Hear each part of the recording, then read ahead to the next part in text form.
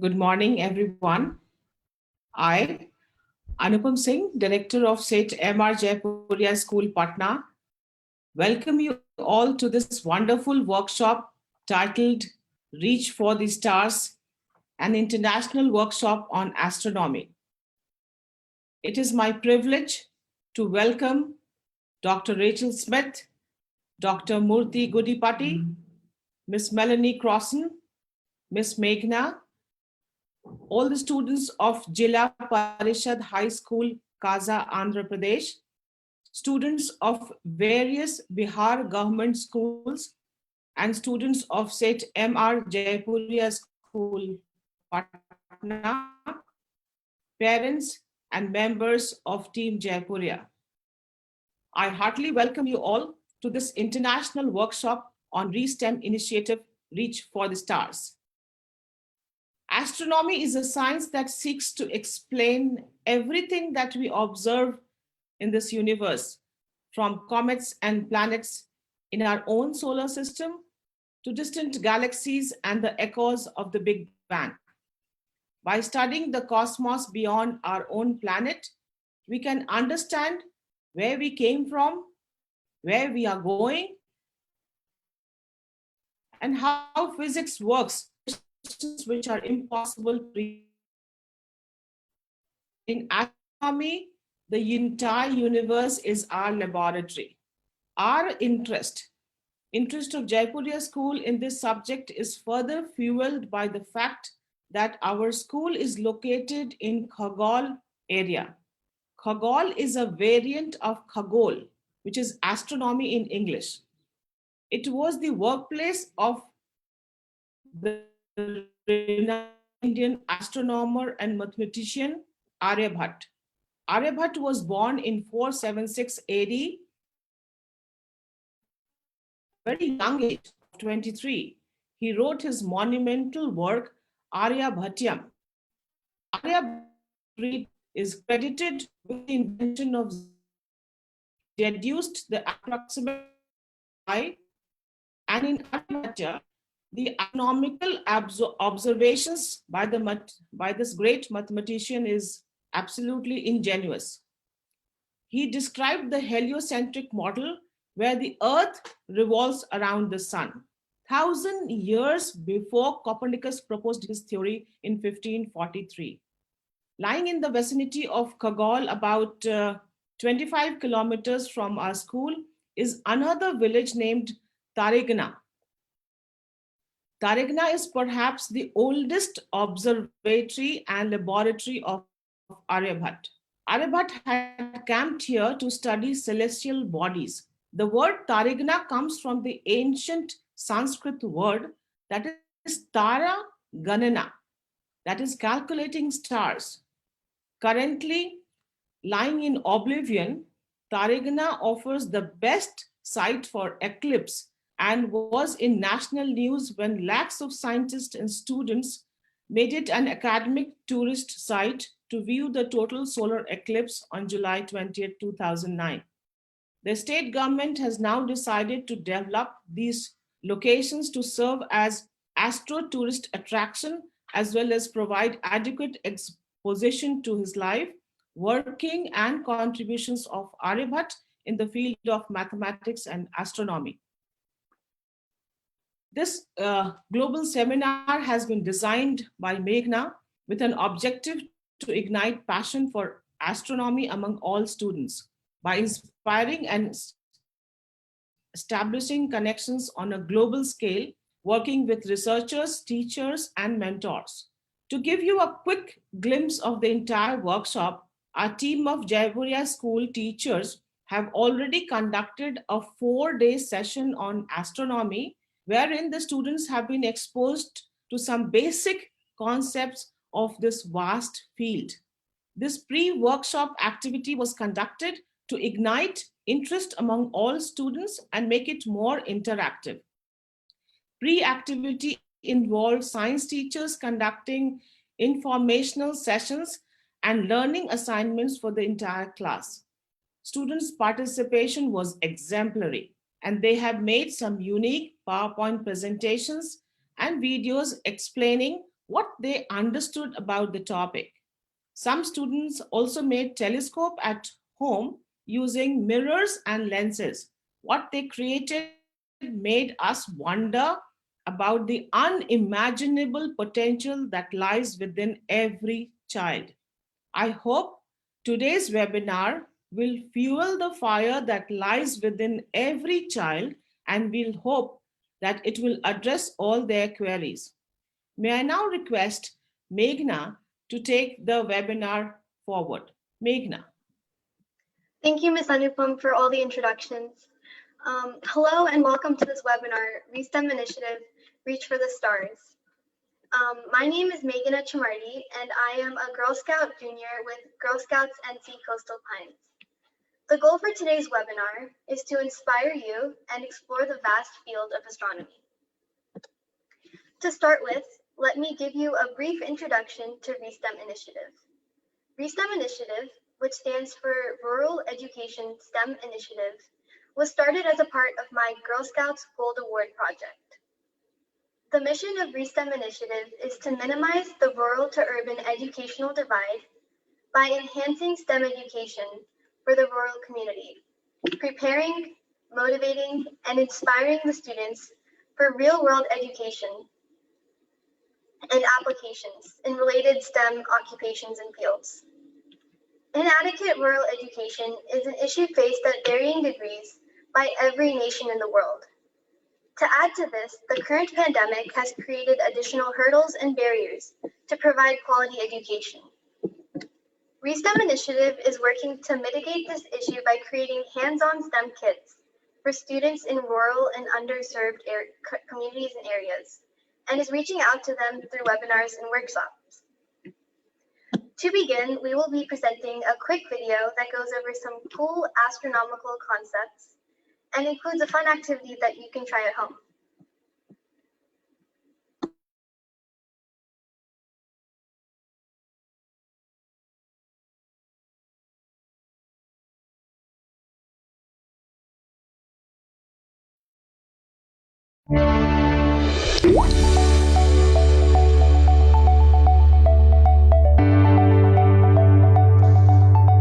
A system of lines is used to find the location of any place on the surface of the Earth. It is made up of two sets of lines that cross each other. One set, lines of latitude, consists of horizontal lines. The other set, lines of longitude, consists of vertical lines. Although these are only imaginary lines encircling the Earth, they can be drawn on globes and maps as if they actually existed. Using a sundial, we can figure out our latitude. Every sundial is made up of two parts, a gnomon and a dial. The gnomon serves as a pointer for the sundial, whereas the dial serves as a circular surface of the sundial. First, we are going to determine the latitude of your location, using a paper plate as a dial, a rod as a gnomon, and clay to keep everything together. First, take the clay and stick it to the center of the paper plate. Then, take the rod and stick it in the clay at an angle. At 12 o'clock, when the sun is directly overhead, take the paper plate with the clay and the rod outside. To correctly use the sundial you just created, the gnomon should point north. Adjust the angle of the rod until the shadow of the rod is a thin line. Then, take a protractor and measure the angle that the rod makes with the paper plate. This angle is the latitude of where you are. The angle between the visible horizon and the North Celestial Pole, marked almost exactly by the North Star, Polaris, is your latitude. When you are measuring the angle between the gnomon and the disk, you are also measuring the angle between the visible horizon and the North Celestial Pole, because the gnomon was set to point north at the North Celestial Pole. If you set up the gnomon to point north on a clear night, sighted across the top edge of the gnomon, you should be able to see it pointing at Polaris, the North Star.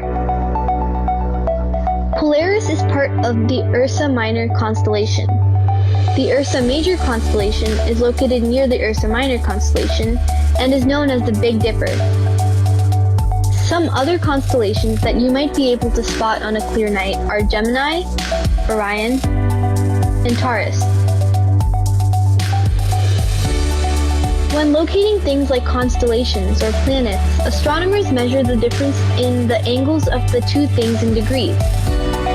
This is known as the angular separation between two objects in space. The angular separation of any point on the horizon and the points directly overhead, the zenith, is 90 degrees. Halfway from the zenith to the horizon is 45 degrees.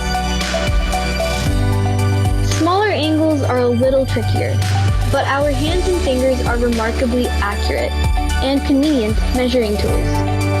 When you hold your hand at arm's length, you can estimate angles like this. Stretch your thumb and little finger as far from each other as you can. The span from tip to tip is about 25 degrees. Do the same with your index finger and little finger. The span is 15 degrees. Clench your fist at arm's length and hold it with the back of your hand facing you. The width is 10 degrees. Hold your 3 middle fingers together. They span about 5 degrees. The width of your little finger at arm's length is 1 to 1.5 degrees. Let's try this out with a scaled image of the Big Dipper. Holding your hand in a fist, arm's length away, approximate the angle between the two lines highlighted in red. By doing this, we can approximate the angle as 10 degrees. Hold your hand with your pinky finger and pointer finger out at arm's distance away and approximate the angle between the two lines highlighted in orange. By doing this, we can approximate the angle as 15 degrees. Holding your thumb and pinky finger out on your hand at an arm's distance away, approximate the angle between the two lines highlighted in yellow. By doing this, we can approximate the angle as 25 degrees. Sometimes astronomers need to use increments smaller than a degree. Astronomers measure angles smaller than 1 degree in arc minutes. There are 60 arc minutes in 1 degree. The symbol for arc minutes is a single apostrophe. Looking at the moon as an example, it is about 31 arc minutes across. Each arc minute is divided into 60 arc seconds. Taking Jupiter, for example, it is 50 arc seconds across an apparent diameter. A good optical telescope in steady skies can resolve down to about 1 arc second.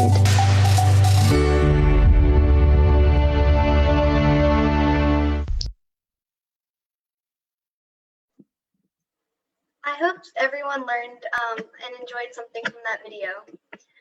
Moving on to the speakers for our webinar today, Ms. Melanie Croson from the Pisgah Astronomical Research Institute will be our first speaker, followed by Dr. Rachel Smith, Head Curator for the North Carolina Museum of Natural Science's Meteorite Collection, and concluding with Dr. Murthy Gottipati, Principal Scientist at NASA's Jet Propulsion Lab at the California Institute of Technology.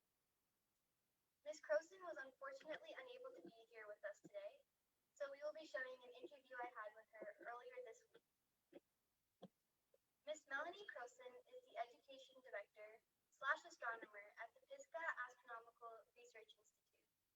She led the SEBS chapter, including the aforementioned meteor sighting data collection, group-wide astrophotography with the Celestron USB telescope camera, and usage of a virtual telescope for studying a comet. Without any delay, here is the interview with Ms. Croson.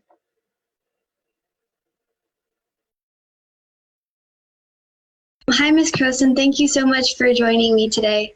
So I wanted to ask you a quick few questions for the students in the webinar who are joining us today. So the first question I wanted to ask you is, what interested you to get into this field of astronomy? Gotcha. Well, I feel like I've always been interested in astronomy. I remember being really interested in the sciences when I was like 5 or 6. Um, and then astronomy really caught my eye probably about 7.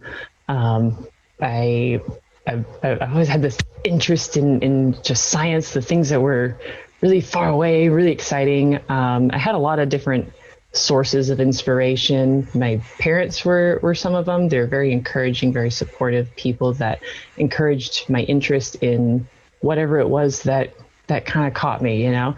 My dad used to work several jobs at the same time, and one of them was an overnight paper route.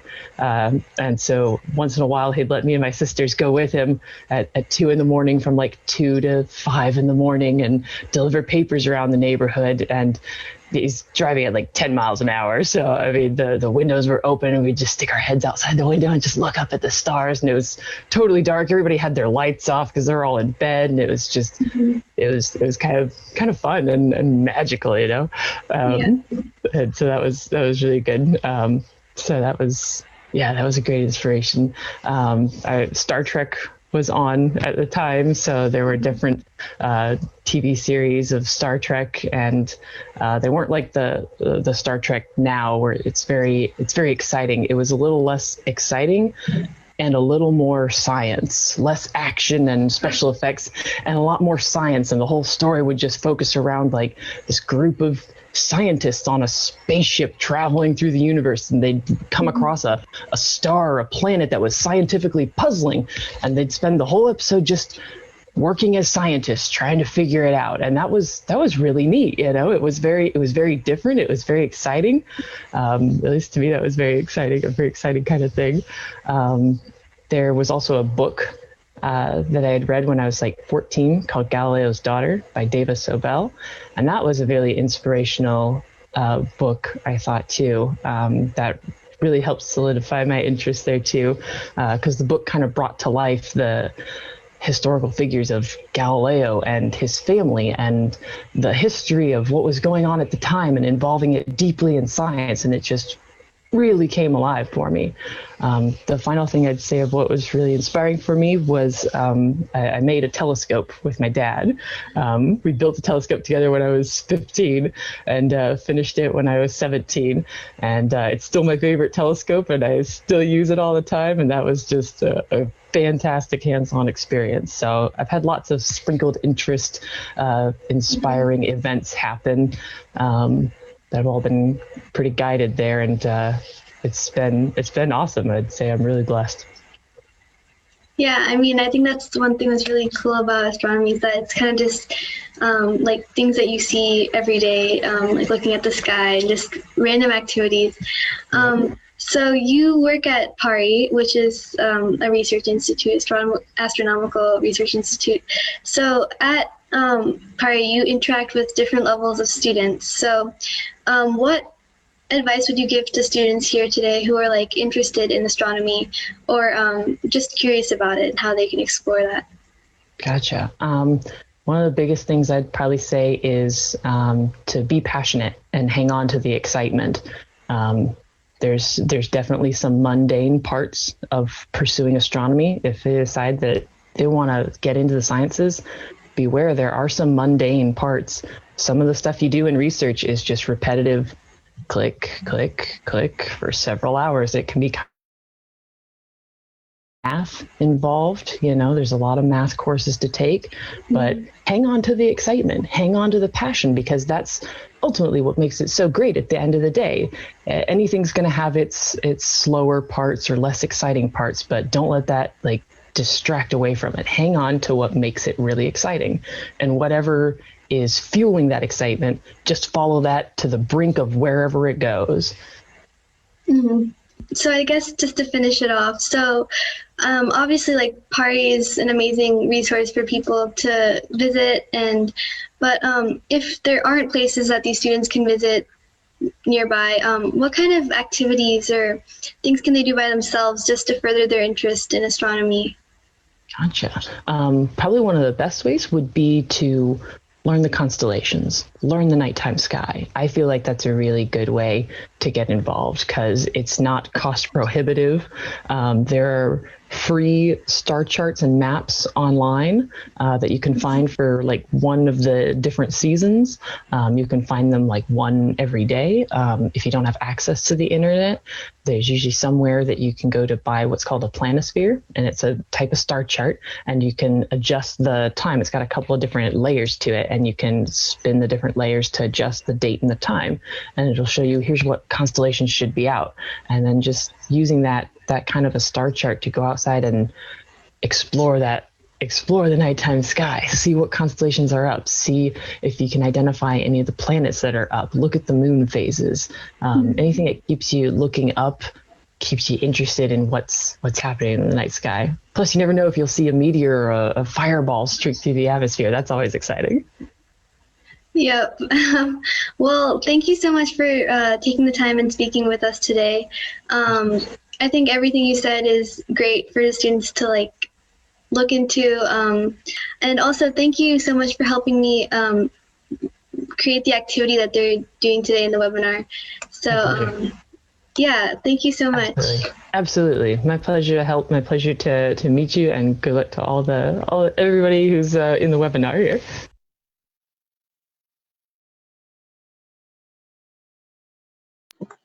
So our next speaker is Dr. Rachel Smith. Dr. Smith is the head curator for North Carolina Museum of Natural Sciences Meteorite Collection.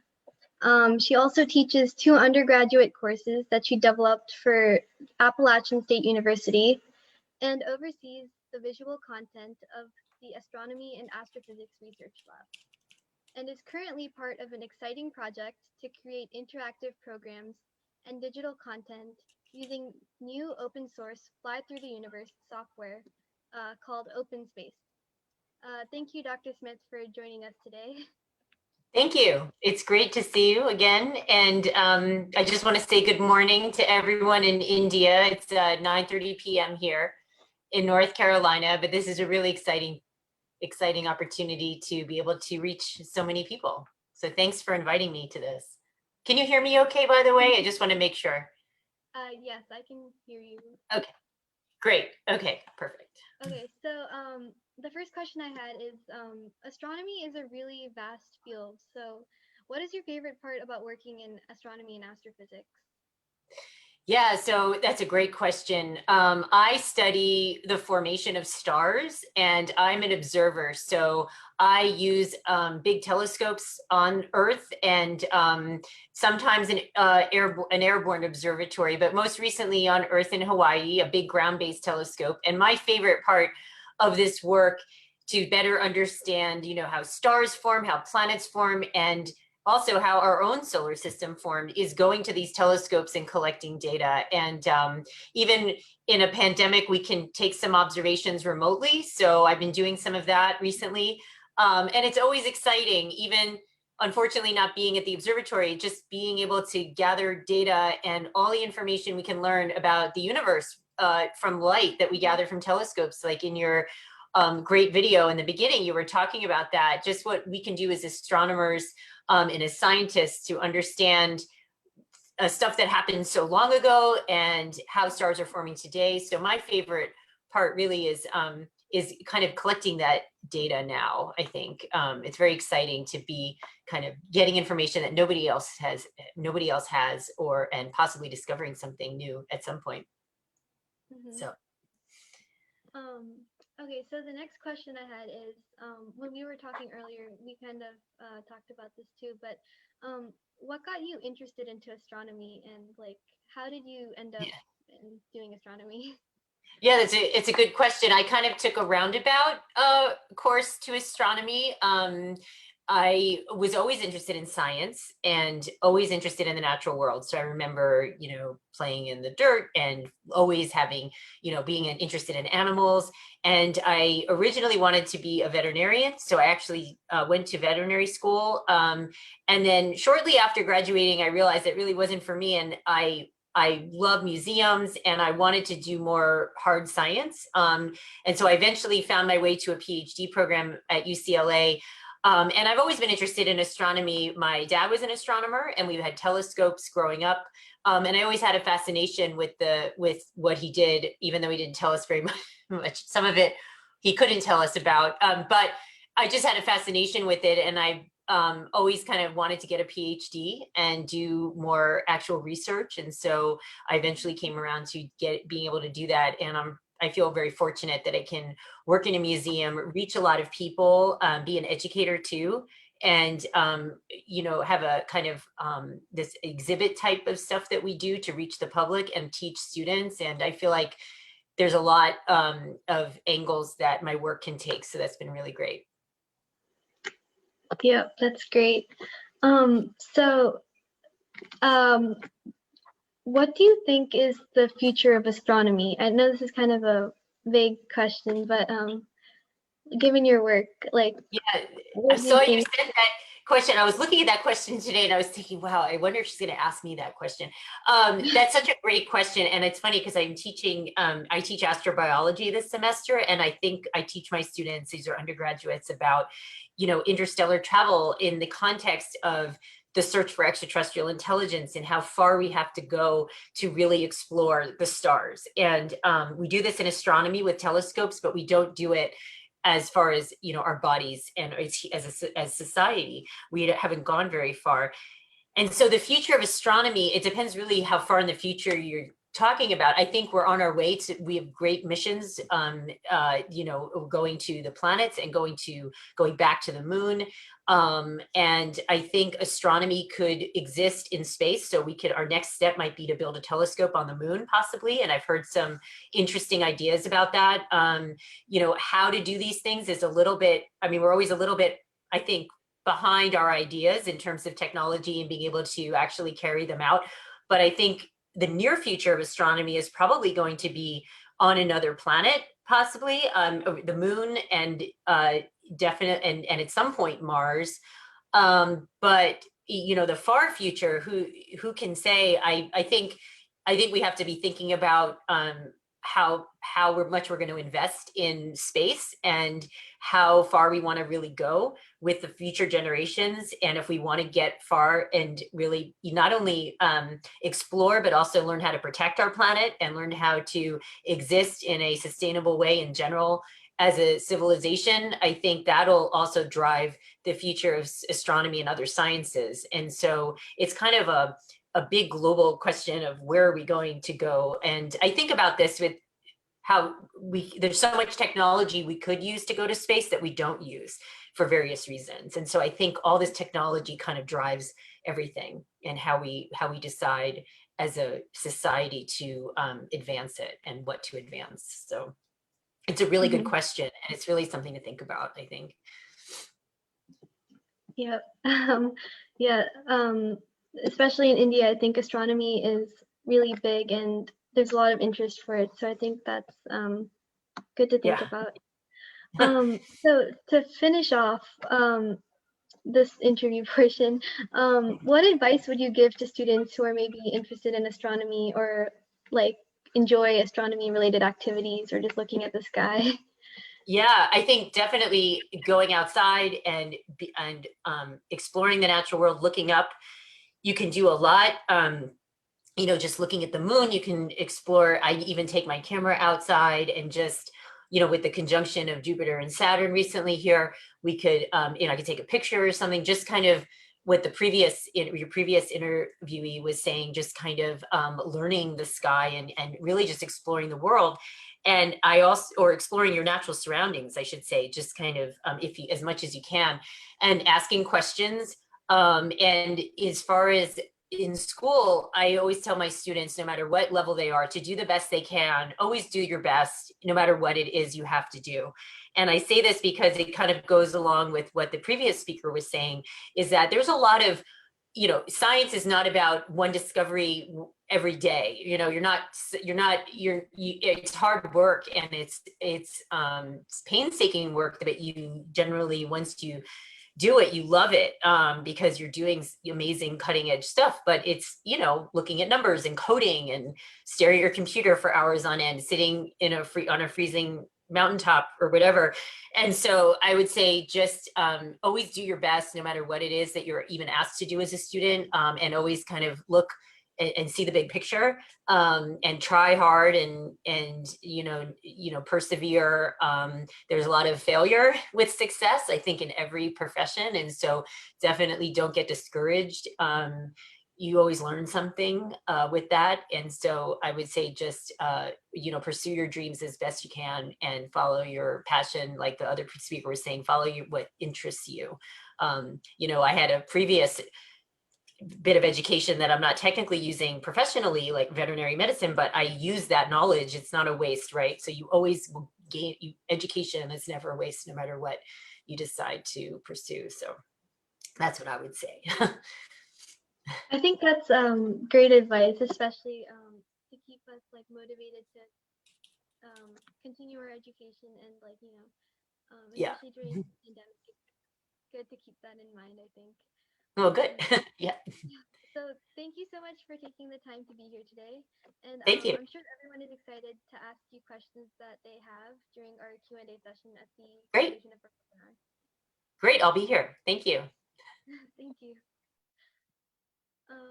Okay, so our next speaker is Dr. Murthy Goodipati. Dr. Goodipati is a principal scientist at NASA's Jet Propulsion Lab at the California Institute of Technology. Born and raised in southern India, Dr. Goodipati went to several schools in rural villages and urban colleges before receiving Master of Science at the University of Hyderabad, India, and a PhD at the Indian Institute of Science, Bangalore. In 2007, Dr. Goodipati joined NASA's Jet Propulsion Laboratory, where he studies the evolution of ices in the universe. Hello, Dr. Goodipati. Thank you for joining us today. Good evening to you, Meghna, and good morning to everyone in India. The introduction by the director from Patna. I did not get your name, ma'am. Your introduction was fantastic, and Aryabhatta is someone who did outstanding work, and it seems your school is very close to that place where he was born. It's really a wonderful inspiration. Yep, I think, that's amazing.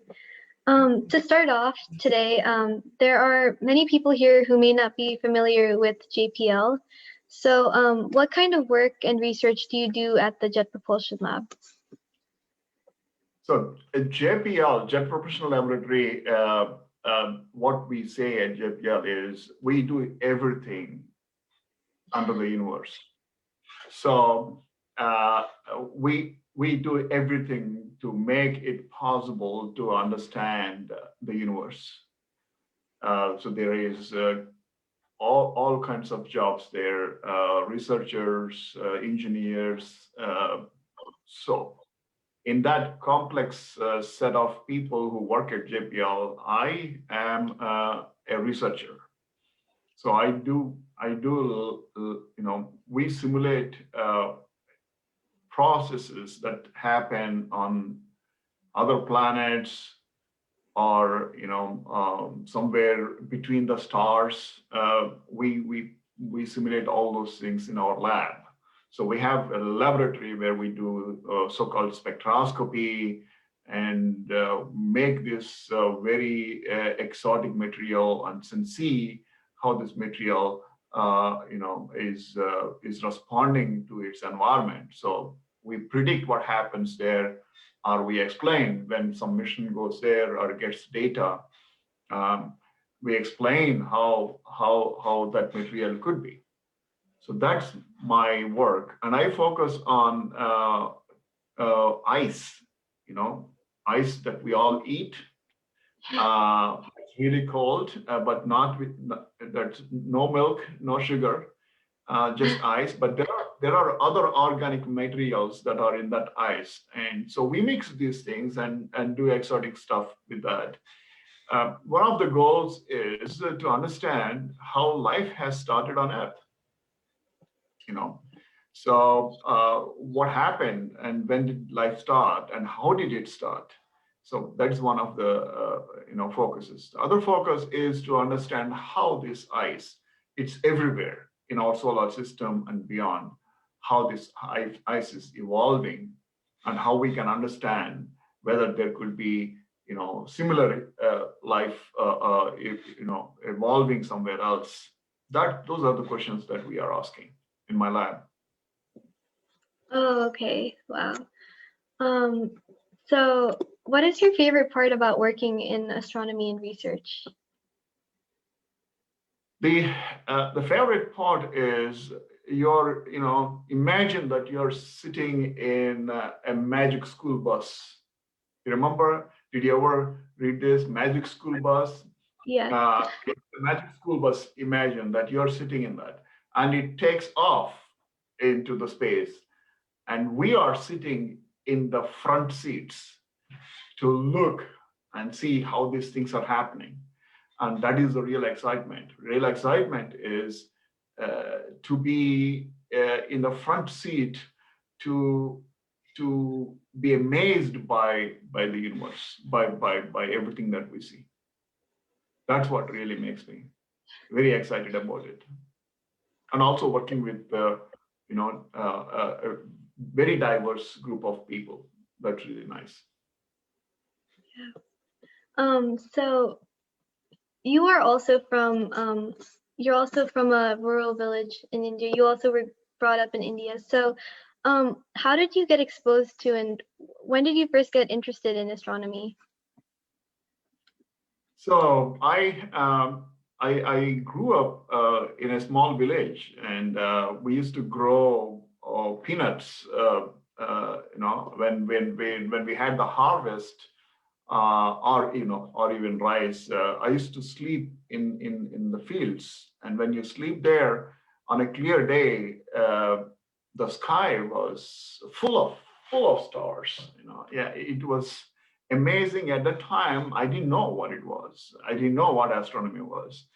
I didn't know even where Milky Way is and how it would look, but I was amazed by that. And since then, I have been really interested in what is happening beyond Earth. But my motivation is actually from the beginning on to understand how, why, and where. The basic questions: how did it happen that we are here? Or all the life forms are here? Or why is the moon there? And why, what are the things that we see in the sky? So essentially, to understand and answer our own conscious perception is nothing but science. And that's what I have been trying to do. And my passion was to understand, to do astronomy as well. Later, it became that I started doing astronomy. In the beginning, I just did normal science, normal education. I was interested in physics, mathematics, and chemistry from the beginning on.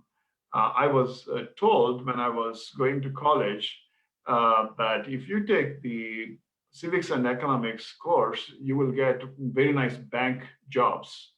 I said, I'm sorry, I cannot go for that. I want to do, physics, chemistry, and mathematics. I don't mind not getting good bank jobs. Everyone around me was disappointed, but so I've been interested in science from that point on. Only later part, after going to University of Hyderabad, doing chemistry there in the Institute of Science, chemistry and physics, and later on as a postdoctoral fellow, still physics and chemistry. Much later, I started interacting with a researcher from NASA Ames Research Laboratory, and that actually took my career path towards astrochemistry, which I really enjoy doing it. So you don't have to start where you want to end up with. You start with what you are very much interested in, what your opportunities are. And as Rachel said, by the way, Rachel, Dr. Smith and me, we collaborate. So we call each other with our first names. As she said, be your best, not be the best, be your best in whatever you do. Eventually you will, if you do that, eventually you will be successful. Give your best, that's it. Take the opportunities that are available. Don't be disappointed if you don't get one opportunity, because one door closed opens 10 more doors. You only have to look for them. Yeah, I think that like learning about you and Dr. Smith's path to astronomy, it's not always like a linear, straight path. There's many ways to end up in this field. So to kind of conclude this portion of the webinar, what advice would you give to students interested in astronomy? Go study STEM courses, learn physics, learn chemistry, learn mathematics. All these things, three things are important for astronomy. You cannot do with astronomy today without learning these subjects. And if you have astronomy in your class, in your curriculum, by all means take it. But you have to build the foundation for your knowledge. Only on that foundation you can build, stronger career path. And so try to learn all the science courses as much as possible. Go to normal education, go to the college, go to universities. There are so many excellent universities in India. And then as you start doing this, you can, if you have time, spend on astronomy as a hobby, as like someone maybe building a telescope, or someone may join an astronomy club. Just be fascinated by nature. Ask questions. Never take anything granted. Even if your parents say you are asking too much, or even if your teachers say that your questions are a pain, don't give up. Don't be discouraged. Keep asking questions, and ask the questions to yourself first and see whether you have the answers. And if you don't have the answers, ask anyone you see, your parents, your teachers, your mentors. Don't let your curiosity be suppressed. Curiosity is the best gift you got, and keep it alive. That's great advice. Thank you so much for taking the time to be here and talking with everyone today. We are now going on to the question and answer session, and Ms. Anupam will be coordinating the Q&A between students and panelists, and everyone will have a chance to ask Dr. Smith and Dr. Goodipati the questions that they've had.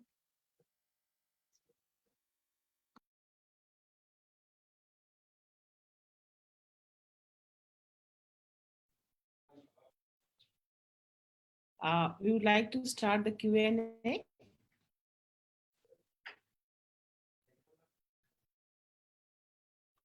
Thank you, Meghna. What you said, Murthy, was phenomenal. Coming from such a humble background and achieving so much and reaching to that height, when students meet people like you, especially from a rural background, you inspire them. You inspire them to a level that even you may not fathom. Like it's phenomenal. Thank you, Meghna, for bringing us such constellation of stars, I would say, in the field of astronomy.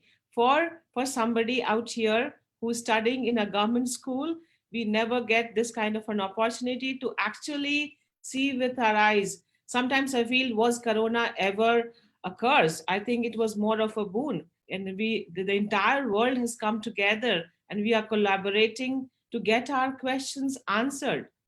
Today is a great day when we have all of you here. And I would like to first request a student from Zilla Parishad High School, Kaza, Andhra Pradesh. She's a smart girl studying in 10th grade. Her name is Pooja Pamarthi. So may I request Pooja to ask her first question? So here we have Pooja. Can we have Pooja online?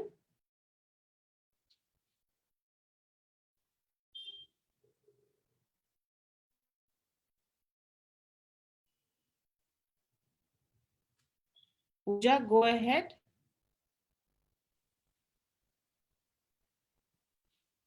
I would like to ask, what are black holes? Okay. Who would like to take up this question? Dr. Goodipati or Dr. Smith? I think Dr. Smith, because she's an astronomer, real astronomer, but I can give later a little bit more anecdote. So it's funny. Thank you for your question. So I study something so far away from black holes, but this is a question we get a lot, is people want to know about black holes, which actually I'm not. Murti may know more about black holes than I do, in fact, at this point. So black holes, well, we're learning about black holes, actually. They are region when a massive star, a huge star, much, much more massive than the sun, when it dies, essentially, it will supernova, so it'll explode, and then it will become a black hole. But then we're talking about many, many millions of times more massive than the sun. And then this is a region where it's a huge, it's the center of all the galaxies. There's a supermassive black hole in the center of every galaxy, we think. And there are other regions of the universe where there are black holes. The reason they're hard to study is no light can escape a black hole. But we're learning, there's some really amazing discoveries now where there's actually an image from a few years ago of the what they think is basically the edge of the black hole. So it's called the event horizon, and it's just past that edge where light can escape, and you can see this kind of ring of energy, which they transform the data into visible light, so you could kind of see it. But it's this huge gravitational region that light can't escape. And what I love about black holes, well, actually, talking about inspiration too, is that science fiction has taken a great lengths to explore black holes and wormholes. And so we don't really know necessarily what happens when something falls into a black hole. And so there's a lot of imagination out there in terms of movies and other science fiction to try to explore that. But they're real. We don't know, we can't see them directly. But you can think of them as huge, big gravitational places where a star has died, and they're so massive that not even light can escape them. I don't know if Murti wants to add anything to that. Feel free.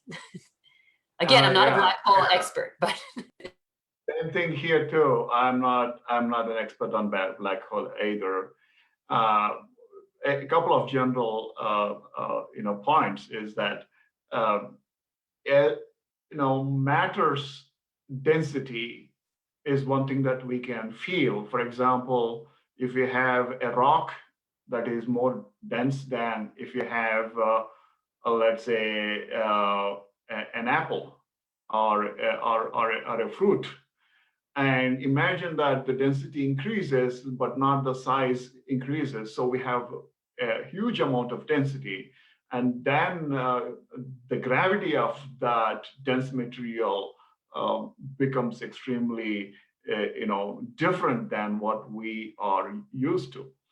Interestingly, so black holes are from very, very, very high dense, matter, which has not the form that we know existing there.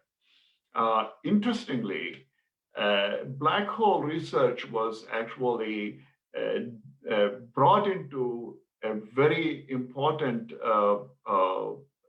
turn point by one of the Indian-born scientists, S. Chandrasekhar. And on his, he got a Nobel Prize, and before he got his Nobel Prize, two of his students got Nobel Prize. And on his name, NASA has actually one of the X-ray astronomy telescope named as Chandra. So, black hole research is very much a part of some of the outstanding theoretical scientists. And we still don't know much about black holes. At least I don't know much than that, what I explained right now. I may be wrong. Thank you, Dr. But Smith. not about Chandrasekhar. With Chandrasekhar, I'm right. Thank you. Thank you, Guripati. May I now request our next student? Her name is Ashrita. She is from 10th grade from the same school. I would request Ashrita to ask her question.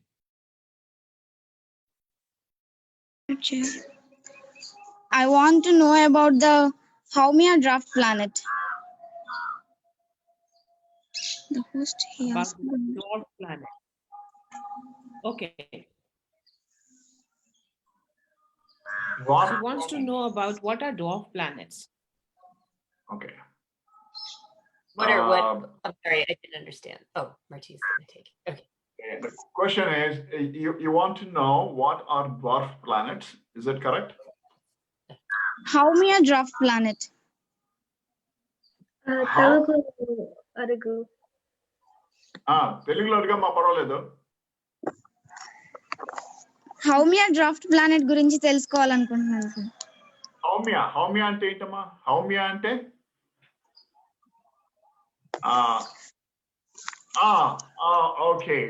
okay.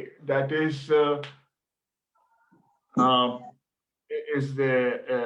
that is not a dwarf planet, I think.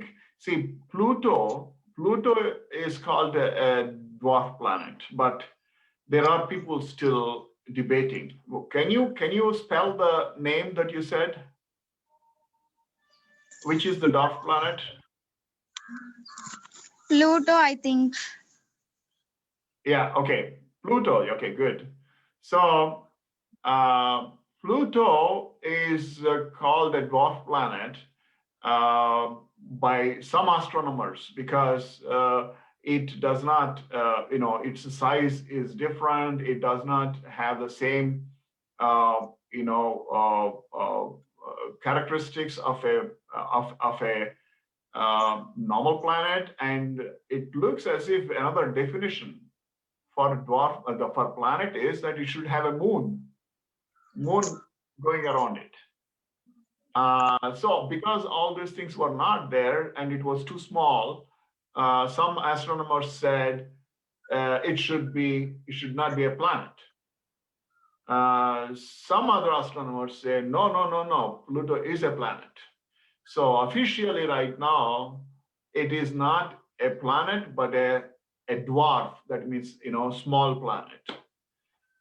One of our best science colleagues is working on this, and he and other people say no, Pluto should be a planet. The question is still not resolved. Scientists are debating whether it should be a planet or not a planet. I tell people, how does it matter whether we call Pluto a dwarf planet or a planet? Pluto is Pluto. It is such a beautiful, almost like a sphere, and it has so much of beautiful geology. It doesn't matter what we call it. That's what I feel right now. Okay. Thank you, Ashrita, for your question. I would now like to invite. I want to ask another question, ma'am. I'm so sorry, Ashrita. We have about 10 students waiting. So please wait for your time. Let those questions asked, then we will come back to you. We have Sheikh Ali from the same school, studying in 8th grade. And he would like to ask you a question. Sheikh Ali. Before Sheikh Ali asks his question, I would like to congratulate represent Andhra Pradesh to participate in the annual National Level Science Congress next month. Congratulations, Ali. You can go ahead and ask your Thank you, ma'am. question. Thank you.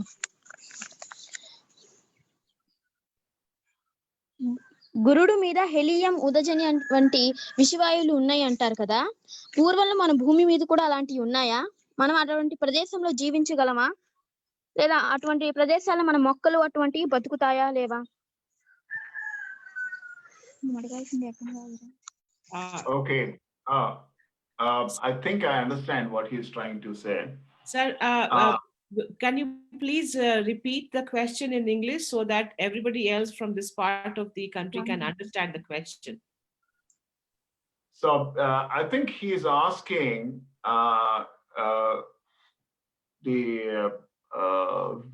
let's see, what is that?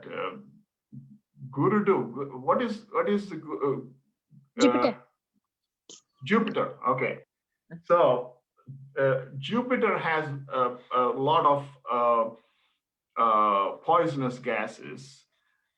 So do you think that Earth also had similar poisonous gases earlier? And do you think whether we can live on Jupiter in those, or whether plants or anything else can thrive? Rachel, why don't you go ahead and tell them what you think? Thank you, Marty, for allowing me to answer about. So that's a good question about Jupiter. Jupiter is a gas giant planet, so we cannot live on Jupiter for the main reason that there is no surface on Jupiter to live on. So it's really just a ball of gas. And the composition of the gases, Murti might know more than me about the exact composition, but I actually haven't really considered Jupiter as a habitable planet so much because of the fact that there's just nowhere to go on Jupiter. Sorry. Oh, and anyway, so as far as other planets, when you think about gases and our own planet, I think more of Venus, because Venus is very, very hot because it has sulfuric acid clouds. It has CO2 in its atmosphere. So these are called greenhouse gases, and they're gases that build up in an atmosphere to the point where heat cannot escape.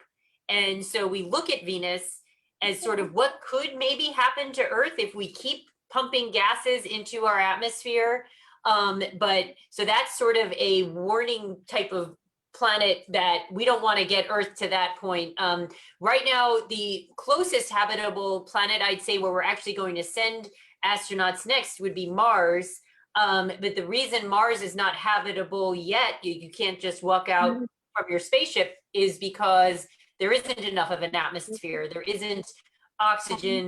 There isn't an atmosphere to hold water on the surface of the planet. And so what we have to do with Mars to be able to really live there is something called terraforming, where you actually create an atmosphere like Earth so that water could exist on the surface. And this is something where we don't know how to do it, and it may be impossible, but that's kind of the future of living on another planet, possibly.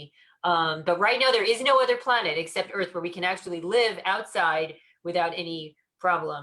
And Murti might want to add to this. Yeah, one thing is, I think the planet he was talking about was actually Venus, because Jupiter is called Sukra Graham, not Buddha Graham. Okay. So I covered Venus. Good. Exactly. Yeah. So one last thing is the conditions on Earth, how they were for life. Very interestingly, very early in our solar system formation, there was one time where there were a lot of asteroids and comets scattered around, and then they were pounding on Earth after Earth and Moon were formed about 4 billion years ago. it seems soon after that, the first life has started on Earth. So the conditions that were appropriate for life to start were already there 4 billion years ago. So long before our life has started. So first bacterium was already detected from that time. So Earth has had livable conditions for a longer period of time. So it probably was very soon habitable as soon as it was formed after a few hundred million years after that. Thank you. Arthamayinda? Okay, so go ahead. Thank you. Thank you, Dr. Thank you, Gurupati, for your answer. Now, may I request Nishma Chandrika, a 10th grade student from Jila Parishad High School, Kaza, Andhra Pradesh, to ask her question. Chandrika.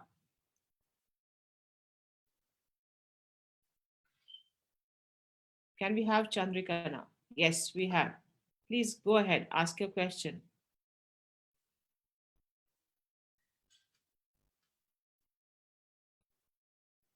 I think you are still on mute.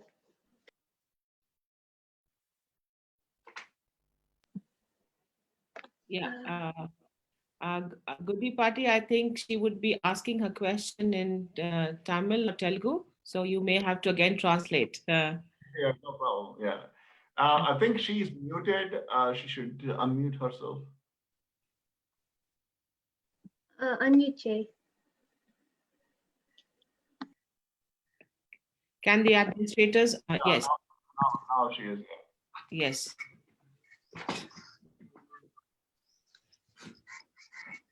Yes, can you ask your question, please? I want to know about the galaxies.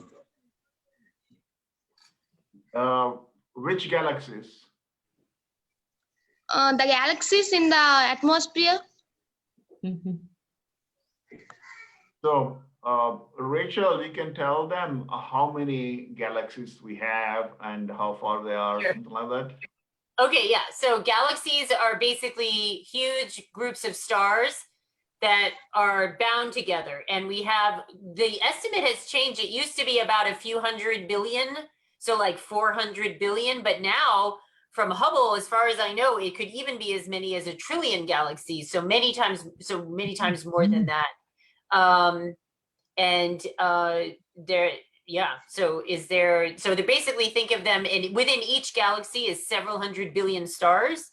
And each star, we think, has at least one planet, at least in our galaxy. So there are many, many possible planets out there. We're learning about how many Earth-like planets there are, but there are so many possibilities of planets and different systems other than Earth all throughout the whole universe. And so, does that answer your question? Yeah, I think, when Dr. Smith is saying billions, think about it, or you take a paper and write 9 zeros, and then on the left hand side, 1. That is a billion. Yes, thank you for clarifying that. So each galaxy has so many stars, and we think that we have more than so many galaxies in the universe. Such a intelligent way of putting across the numbers, Gurupati. That was brilliant. May I now request students from Bihar who are studying in various government schools, as well as who are also studying in Jaipuria school, to ask their question. May I now request our coordinator to make Atisha Gautam, who's a student of Standard 7 studying in Jaipuria school, as a panelist. Atisha Gautam. Please go ahead and ask your question, Atisha.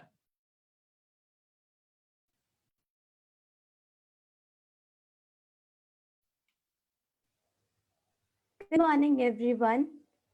My name is Atisha Gautam, and I'm currently studying in class 7, representing my school, St. Emma Jaipuria School, Patna. Ma'am, may I ask a question to Mrs. Rachel Smith? Hi, yes, please. Hello. My question is, why are we unable to see the gravitational force? Why are we unable to see the gravitation? That's a really good question. Yeah, it's an invisible, we can measure it, but we cannot see it. Well, I guess that's a good, no one's ever asked me that. That's a great question.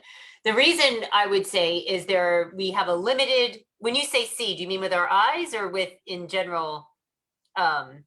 With eyes, we can. With our eyes, okay. So so the way to think about what we can see is very limited. We have a very small range of what we can see. Like think of a rainbow, for instance, like light that we can see. And there's so much more energy, really. Light is energy, basically. And so if you think of it as a window, and then all beyond that, on either side, are all these other wavelengths of energy that we actually need instruments to help us see. And so we use telescopes and we use instruments to try to understand these different bands of energy that then tell us about forces and about matter and about objects that we can't see with our eyes. But yeah, that's a really good question. It made me think a second about gravity. I don't usually think so much about it, so that's a great question. But does that make sense? Does that answer your question? Okay. Yes. Okay, good. Thank you. Thank you, Atisha, for that smart question. May I now invite Kajal from Kant Madhya Vidyalaya. She's studying in a government school to ask her question.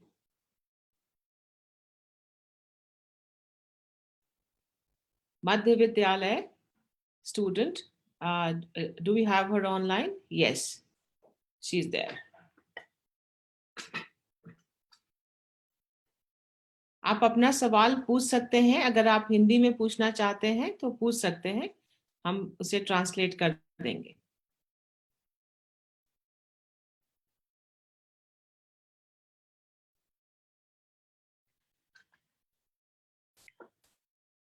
Okay, by the time perhaps there is some connectivity issue in the government school, can we invite our next student, Arab Arya from Standard 8 of Jaipuria School, to ask his question. Arab Arya from Standard 8.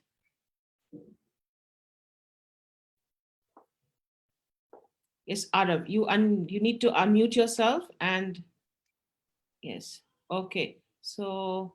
Yes, ma'am. Good morning, everyone. I'm Arab from Standard 8A, representing St. Emma Jaipuria School, Patna. Ma'am, may I ask a question to Dr. Rachel Smith? Yes, please, go ahead. Hello. My question is time travel really possible in future?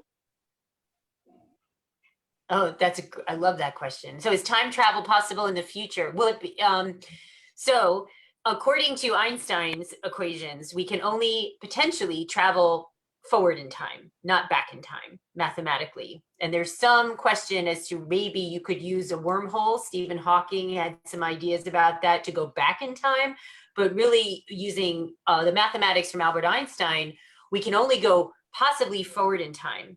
And the way that would work is if we could travel very, very fast, getting very close to the speed of light. So if you could travel, say, I mean, we travel a tiny, tiny fraction of the speed of light now using rockets. But if you could go even 50% of the speed of light and then get even faster, and you go far away with your rocket that far and come back and go that fast coming back as well, time will actually go slower for you on the ship than it will on Earth. And so when you come back to Earth, people and the whole Earth would be much older than you would be, depending on how, and to a degree of depending on how long you were in the ship.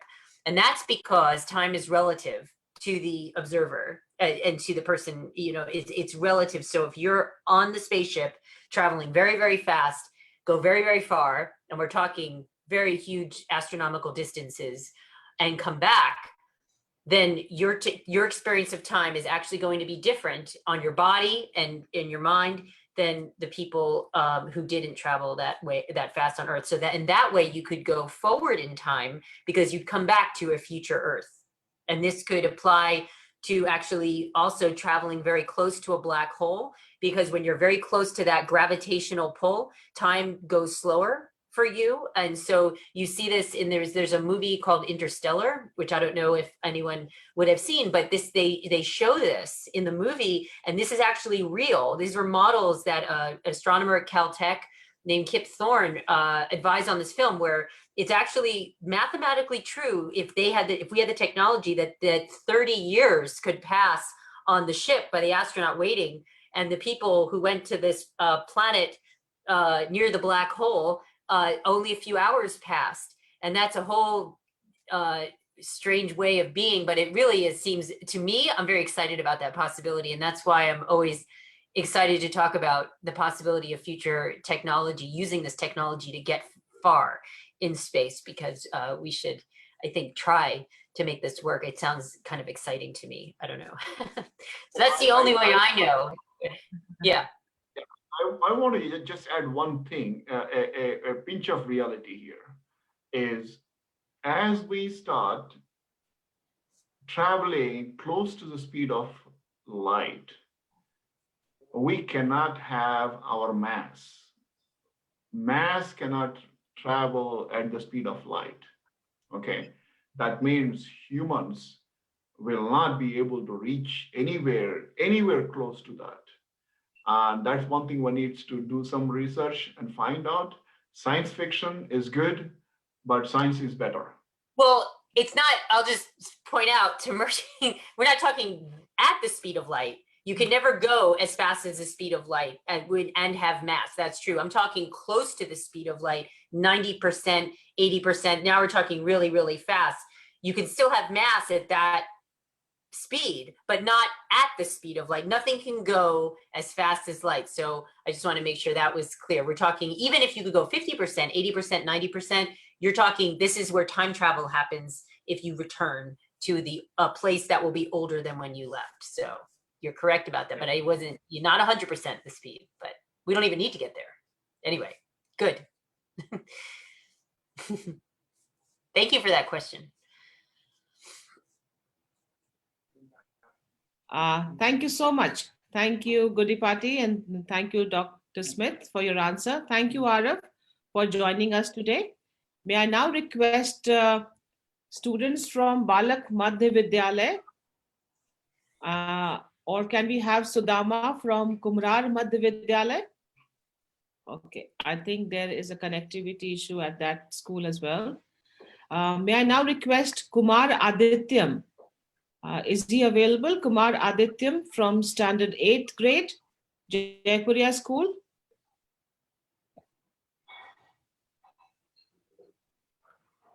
Kumar Adityam, standard 8, Jaipuria school. Please go ahead, ask your question.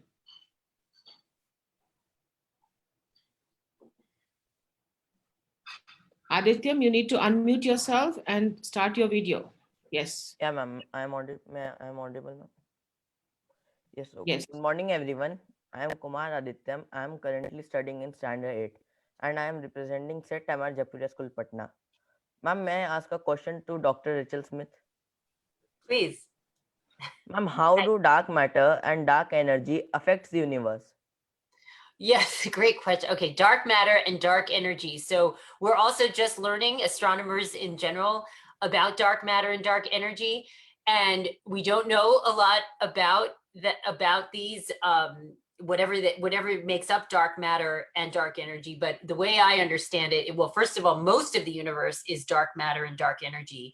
What we are, matter, is a very small percent, maybe it's like 4% of everything in the universe, and then the rest is dark matter and dark energy.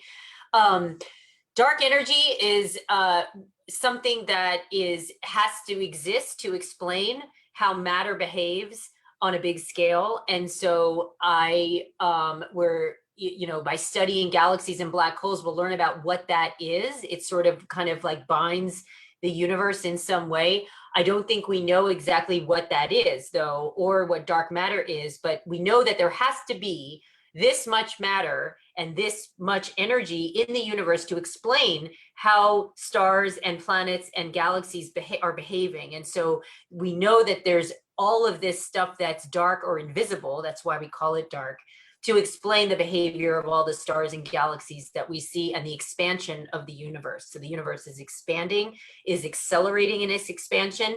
And the way to explain that is dark energy. And so, but yet what that is, we don't know what that is exactly. And Marty can add anything he'd like to that explanation, but that's pretty much what I know about it. It's a really interesting concept, actually, and we'll learn more about what dark matter and dark energy are, but it's sort of a process of elimination, that there has to be more out there to explain all the phenomena that we see. And so scientists are... Again, I'm not an expert in this, definitely. By the way, one more thing that I want to say is any opinion or material that I am discussing is my personal opinion, and it's not the opinion of NASA or JPL or Caltech. Okay, keep that in mind. Don't say that NASA said this or JPL said this. No, Murthy Guripati said this. Okay. With that, for me, dark matter and dark energy is one of the biggest puzzles of modern astronomy. We do not know how they should look like, whether whether it is there or whether it is not there.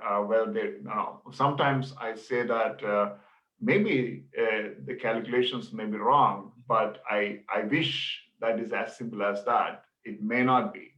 So we have, right now, as I understand, we have no idea how they should look like, how the dark energies look like, dark matter should look like, what their properties are. Okay, that is for you, the future generation, to do research on. Thank you. Thank you, Thank sir. you, sir. Thank you, Aditya, for your question. May I now invite Aditya Kumar, who is currently enrolled in 9th grade, to ask his question. Aditya. Good morning, everyone. I am Aditya Kumar from Standard 9, representing the MR Jaipuria School. Ma'am, may I ask a question to Mr. Murthy Gudipati? Yes, please. Sir, my question is that, does the movement pattern of planets really affect us? Can you repeat, please? Sir, does the movement pattern of planets really affect us? Does the movement of planets affect us? Like, that the movement of... Yeah, I didn't get it still. Anyone has understood it? I think he's asking, like, astrology, does the movement of the planets affect us? Like in India, there is a great understanding that the movement of the planets affect us. So like astrology. Yes, as so astrology. Are you talking about astrology? Yes. Are you asking about astrology? Let him confirm that. No, sir. My question is that, does the movement pattern of planets really affect us? So movement affect us in which way? As a geologically or a climatic condition. Okay. So he's not talking about astrology. That's what I want to make sure. Okay. You're not talking about astrology. And movement of the planets. For example, the Earth Moon gravity is in fact shown, its effect is in the tides. On a full moon day, if you go to ocean, it has big waves. That's because of gravity. Okay, so there is a gravitational effect within our solar system, definitely. But the farther the bodies are, or the planets are, the weaker is the gravity. And also, gravity is determined by the mass of the planets. So if you look at it, our biggest gravitational pull is by the sun. Sun is the highest or biggest mass there. And then next gravitational pull is moon. Moon is closer to us, okay? And the rest of the planets will have secondary and tertiary perturbations on these gravitational pulls. That's a very interesting and very important question. At times I used to think, very recently we had Jupiter and Saturn in one direction, right? So they are aligned. Imagine if all the planets are aligned in one direction. Will there be a serious effect on Earth? I don't think so, not much, because the sun is here. It's like this is the biggest weight here. Even if rest of them are like that, there may not be a serious effect on our planet. That's what I think. It will be only small perturbation. My opinion, yeah. Thank you, Guripati. Thank you, Aditya, for your question. May I now Thank request you, sir. our science teacher from Jaipuria School to ask his question. Mr. Chandan. Thank you, ma'am. Good morning. Good morning, everyone. I am Chandan Mishra, science teacher at Seth Hemar Jaipuria School. May I ask a question from Dr. Murthy Gudipati? Yes, please. Go ahead. Sir, how quantum physics is related with astronomy? Because as a science teacher, how will we able to deliver the concepts of quantum mechanics easily to the students? Because this is a very abstract thing. A very good question. The one thing is I think I worked on, I did a little bit of my research or studies in quantum chemistry earlier. So think about this. Bohr's atomic model is nucleus, and then the electrons are rotating around the nucleus in orbits. Okay, and each one has certain energy. And based on the energy, these orbits are determined or defined. And it is exactly the same as a solar system, for example. So solar system has different forces there, not the negative charge and positive charge, which is the Coulombic force in an atom, which then, atomic motion, the subatomic particle motion is determined by quantum physics. Whereas in a solar system, it is determined by gravitational forces. And the planets that are closer to the sun move faster. Otherwise, they get captured in the gravity. And the planets that are farther away from the sun, they move slower. So this is the best analogy between quantum physics and astrophysics, at least to my easy way of explaining. Does it answer your question? Yes, sir.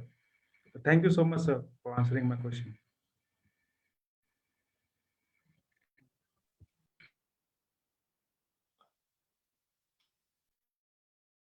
Ms. Anupam, I think you're muted. May I now request Amisha from Jaipuria School. She is our social studies teacher. She would like to ask a question as well. Amisha, ma'am, please go ahead. Good morning, everyone. My name is Amisha Sharma, and I am a geography teacher at Jaipuria Jaipuria School, Patna. Ma'am, my question is to Dr. Murthy Gudipati. May I ask my question? Yes, please. Can you please go close to the computer so that we can hear you louder? Okay. Yeah, thank you. Is my voice audible now? Perfect. Sir, my question is that there is a general conception among people that in the field of astronomy, we have career options like a scientist and a researcher. But what are the other career options we have in this field, and how we can train our students towards this direction? Excellent question. See, the astronomy or space sciences is a very complex, multi-directional, multi-dimensional endeavor. So scientists and engineers become the big part of it. But you can, if you want other, you can have artists, for example. You know, one of the fantastic outcome of art is the origami art, and that is now implemented in space missions. Okay, only thing is for non-science, non-engineering career paths, the opportunities may not be as many as for scientists and engineers. In fact, for scientists, the opportunities are far less compared to engineers.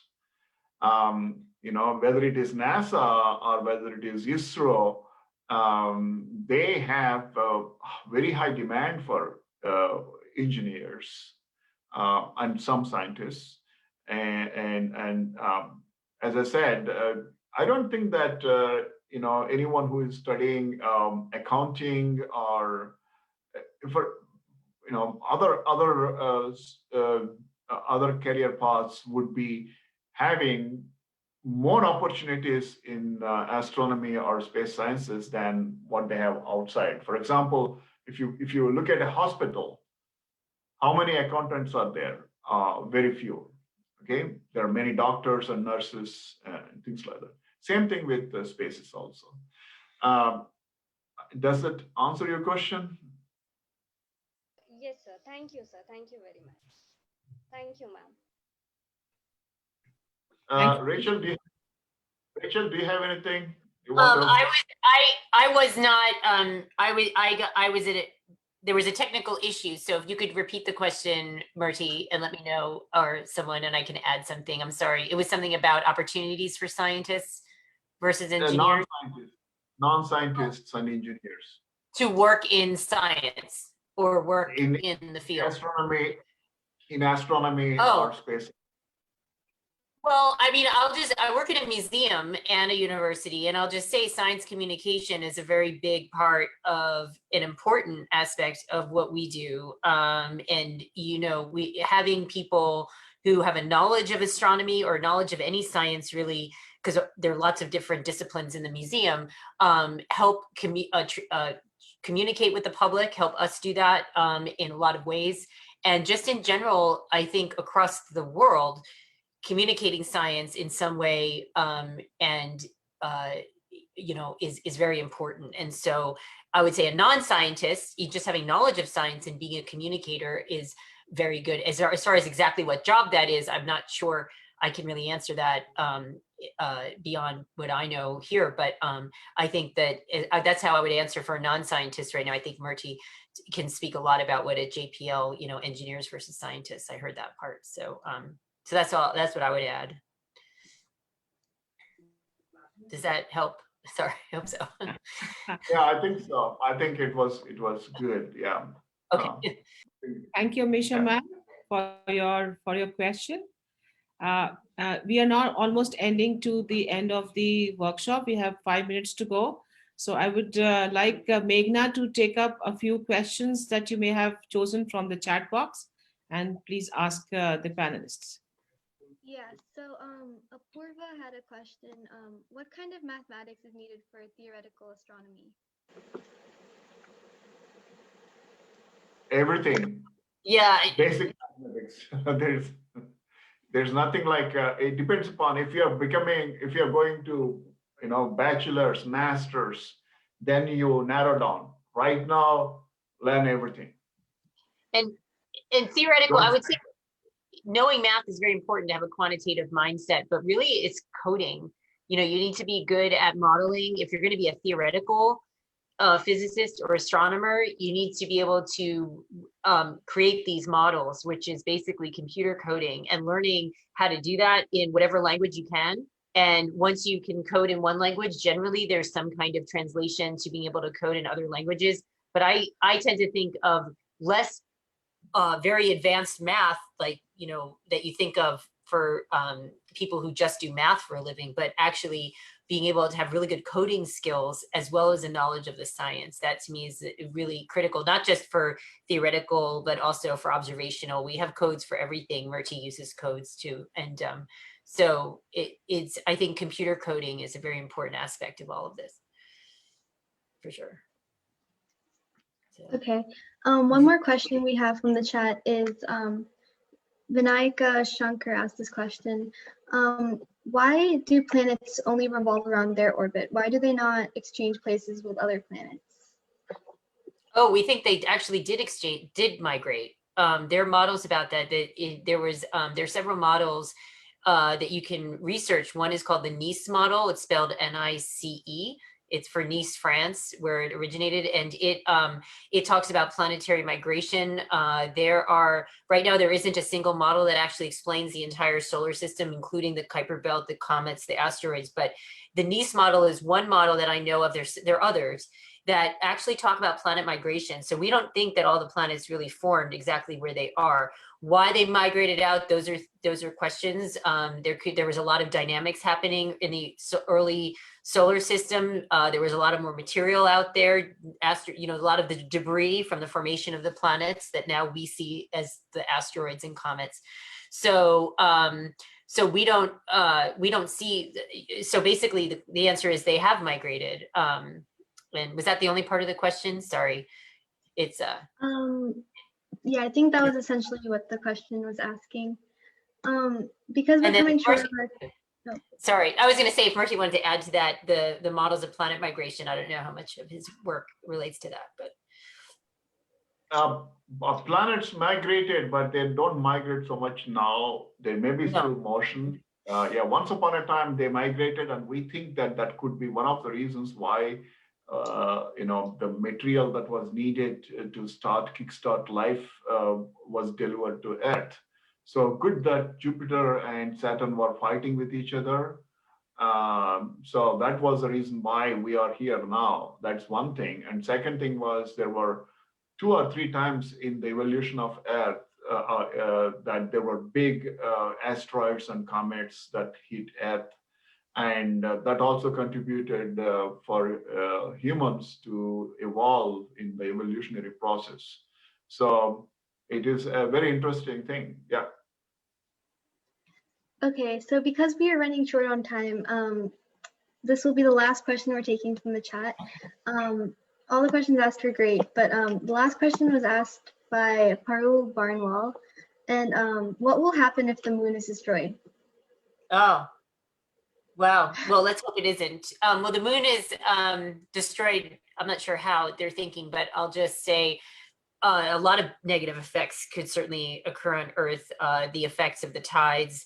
Our tides are really governed by, or the result of the moon's pull. So those would go away. We'd probably have the moon actually keeps us in a fairly stable climate. We think the moon is really important for habitability on the Earth, for climate stability. It's a very large moon for the size of Earth compared to other planets and their moons. So I would imagine that if the moon just suddenly vanished, we would have a lot of climate issues very quickly. The moon is migrating away. I think it's 2 centimeters a year or something like that. So at some point in the far future, we will eventually, if we last the billions of years that we hope, we won't really have the moon the way we see it now, and possibly the effects on Earth will be different. But yeah, we need our moon for sure for stabilizing the Earth. That's my understanding. And Murti, you can probably speak something to this. No? Okay. No, he says no. The thing that I want to say is that once a very crazy scientist called Edward Teller said that we should go and blow the moon away so that we will not have any seasons. I think we don't know what the repercussions would be if we don't have moon. But we do know that having moon is such a beautiful thing that we have tides, we have full moon day, and we can watch moon. There's so much of poetry about moon. So don't worry, moon will be there for a long time. Yeah, I don't think we're going to get rid of it anytime soon. So yeah, but we need our. We cannot. Well, I think hopefully we cannot. But yeah. Well, Great question. On that note, we'll start our closing. Unfortunately, we weren't able to get to all the questions, but I saw that Dr. Smith and Dr. Goodipati. We cannot hear you. Now we can. I think first few seconds you're a bit faint, and then you get louder. I'm not sure why, but. Can everyone hear me? A little muted. You're a little low. I'm not sure what the reason is. Okay. That's good.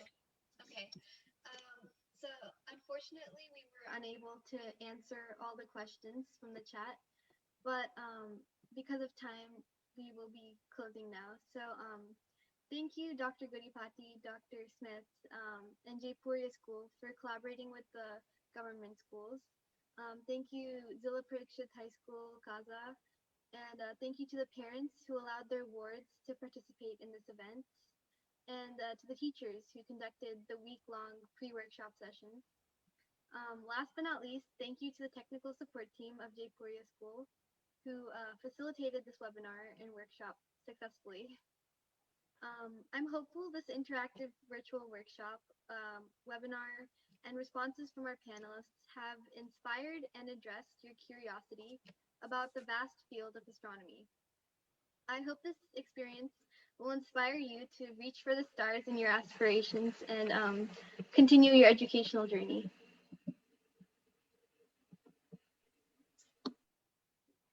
Yeah, wonderful. Don't hesitate to reach us out. You can find me, and you can find a way to reach me.